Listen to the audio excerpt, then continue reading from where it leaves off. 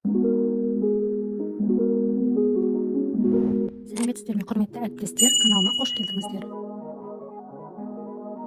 Сіздермен бірге Назерке Бауыржанқызы. Сәлеметсіздер ме, әріптестер, сіздерге сабақта ыңғайлы ең тиімді 8 кері байланыспен көрсететін боламын.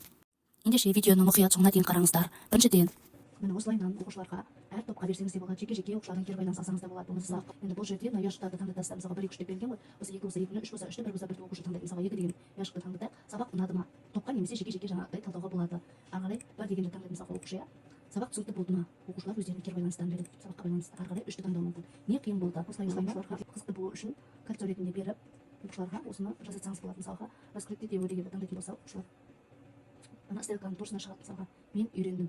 Оқушыға шығуы мүмкін. Осылайдан оқушылар бүгінгі сабақта не үйренді оқушы. Мысалға жеке сіз кері байланыс бергізетін болсаңыз оқушыға өзінің үйренгенін ол оқушы айтып шығады. Ал егер топпен болса, топпен айтып шығады. Жұппен болса, жұппен. Сіз қалай кері байланыс бересіз, оқушылар солайынан өздерінің кері байланыстарын беретін болады. Ары қарай тағы да жаңағы кетіп қалады. Енді тағы да айналдырамыз. Міне қиын болды, бүгінгі сабақта қиын болғанын оқушылар айтатын болады. Міне егер де мынау кетуін қаласаңыз, устранить дегенді жазасыз. Сол кезде жаңа таңдаған кетеді. Осылайынан оқушыларға кері байланысты бергізсеңіз болады.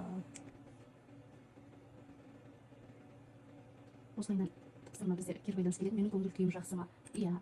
Ары қарай бүгін пайдамды жұмыс жасай алмадым. Жасай алса иә, жасай алмаса жоқ. Ары қарай бүгінгі сабақ маған түсінікті болды. Иә.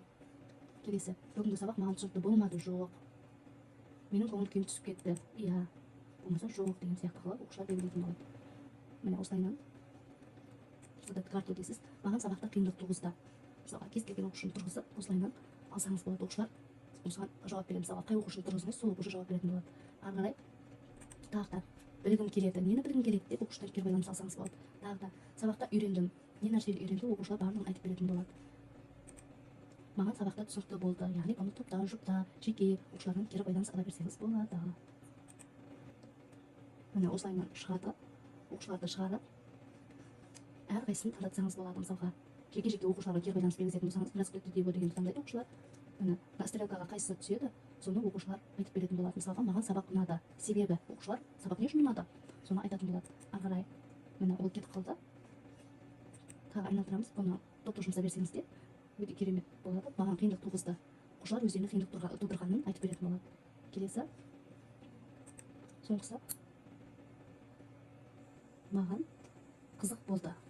Қай жері қызық болды, неге қызық болды, соны талдатқызып айтқызсаңыз болады. Міне оқушыларға осылайынан қылып материалды түсіндім, яғни сабаққа байланысты сіз кері байланыс жасайсыздар. Егер түсінсе иә деп, түсінбесе жоқ деп, мысалы иә. Ары қарай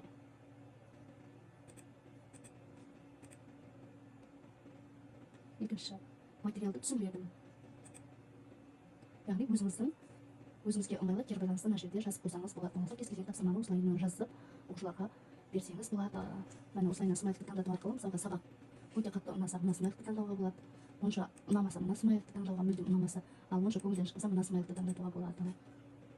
Осылайынан сабаққа кері байланыс берсе болады. Сіздермен бүгін кері байланыстың тағы бір түрімен бөліскім келіп отыр. Бұл жерде орташа түсіндім, түсінбедім, барлығы түсінікті деген 3 бізде графа берілген. Сонда жерде бұл сабақ не үшін қиын болды дегенге түсінбедім дегенді қойасыздар. Маған барлығы түсінікті дегенге, барлығы түсініктіні аз ғана кемшіліктер болды, онымен жұмыс жасаймын дегенге орташа түсіндім деген бұл жердегі түстерді сәйкестендіріп қоямыз. Мысалға алып қарайық, мысалға орташа түсіндім, мына жерде мынаны түсінбедім болса, мен үшін қиын болды дегенге міне осылай барлығы түсінікті дегенді осылай сәйкестендіреміз. Сөйтіп сабағымызға кері байланыс берсек болады.